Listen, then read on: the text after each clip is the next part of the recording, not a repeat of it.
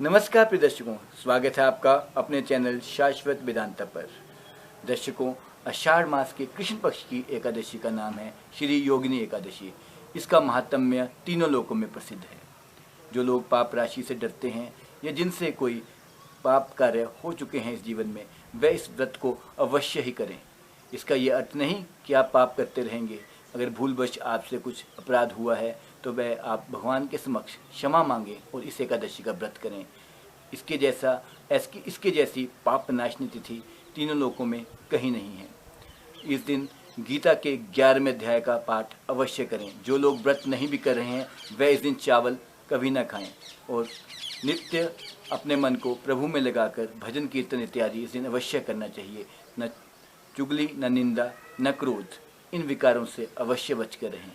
दर्शकों, जैसा कि मैं आपको हर एकादशी के विषय में बताता हूँ कि उसकी पुण्यमय तिथि से एक दिन पहले जब दशमी का दिन होता है, उसी दिन आप एक समय सात्विक भोजन करें। सात्विक आहार में आप केवल एक समय का भोजन करें तो अति उत्तम।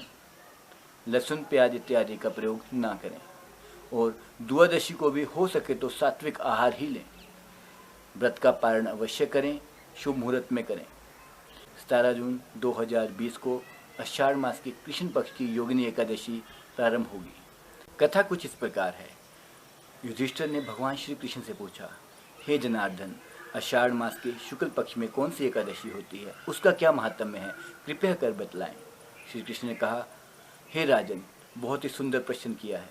आषाढ़ मास की कृष्ण पक्ष में योगिनी नामक एकादशी होती है, जिसका फल तीनों लोकों में प्रसिद्ध है। इस जैसी पापनाशनी तिथि नहीं है।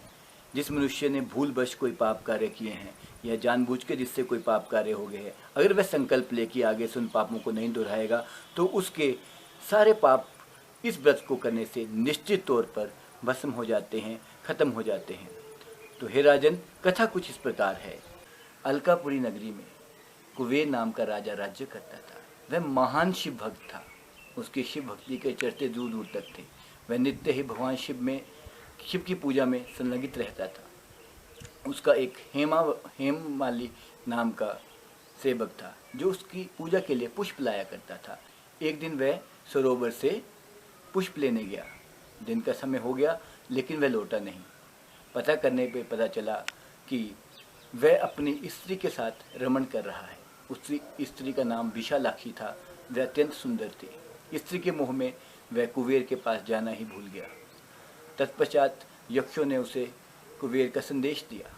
वह कुबेर की सभा में दौड़ा दौड़ा आया और उसने अपनी गलती स्वीकार की। राजा कुबेर उस पर अत्यंत क्रोधित हो उठे और उसे श्राप दिया कि जा, तूने मेरे इष्ट की पूजा के समय के लिए इतनी देरी की है। मैं तुझे श्राप देता हूँ कि जाके तू पृथ्वी लोक में निवास करे और कोढ़ी हो जाए। तत्क्षण श्राप के प्रभाव से ग्रस्त हो वह उसी क्षण पृथ्वी लोक में जा गिरा और कोढ़ी हो गया। परंतु उसके शिव भक्ति के कारण उसने जो थोड़ा बहुत पुण्य संचय किया था, उससे उसकी बुद्धि पूरी तरह मलिन नहीं हुई थी और संचित पुण्य के प्रभाव से ही उसका देव योग से वह चलते चलते या दुख भोगते हुए मार्कंडेय ऋषि के आश्रम में पहुंचा। वह दूसरे ब्रह्मा के समान प्रतीत हो रहे थे। वह उनके चरणों में गिर पड़ा। तत्पश्चात उसने अपनी सारी व्यथा मार्कंडेय ऋषि के सम्मुख कह डाली। मार्कंडेय ऋषि उसकी सच्चाई से प्रसन्न हुए और कहा कि तुम्हारे अनेक दुख भोगने के पीछे कई जन्मों के पाप हैं और इस कारण ही तुम श्रापग्रस्त भी हुए। और उन्होंने उसे बताया कि एक निश्चित तिथि कृष्ण पक्ष की आषाढ़ की एकादशी का अगर वह पूर्ण विधि विधान से व्रत करेगा तो वह श्राप से हमेशा के लिए मुक्त हो जाएगा और अपने लोक में निवास करेगा। ऋषि के कहे अनुसार हेममाली ने व्रत किया। इस व्रत के प्रभाव से वह फिर अपने असली रूप में आ गया और अपनी स्त्री के साथ विहार करने लगा। वह अत्यंत प्रसन्नचित हो अपने लोक में वापस पहुंच गया।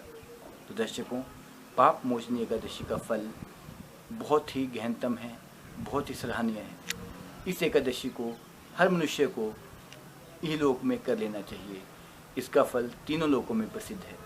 कहते हैं इसकी कथा श्रवण मात्र से ही 88,000 ब्राह्मणों को भोजन कराने का फल प्राप्त होता है। जय श्री कृष्ण, जय मधुसूदन। आशा है आप इस महान पुण्यशाली व्रत को अवश्य ही करेंगे और अपने जीवन को धन्य बनाएंगे। नमस्कार।